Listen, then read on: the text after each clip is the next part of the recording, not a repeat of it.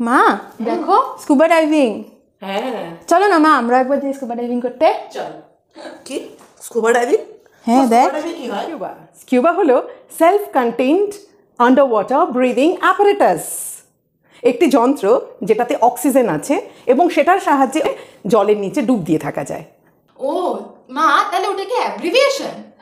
না না, অ্যাব্রিভিয়েশন না, অ্যাক্রনিম। অ্যাক্রনিম হলো সংক্ষিপ্ত শব্দ যা কয়েকটি শব্দের প্রথম লেটার নিয়ে তৈরি করা হয়।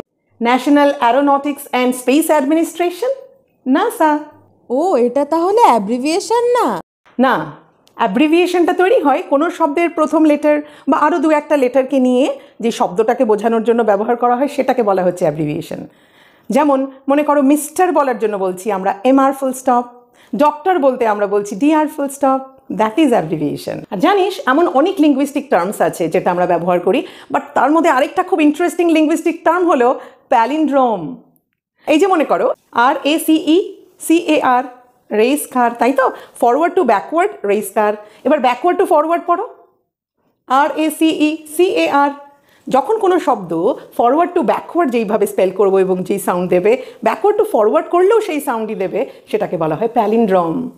আরও এমন কোনো শব্দ জানা থাকলে তোমরা এবার কমেন্ট বক্সে লিখে জানাও।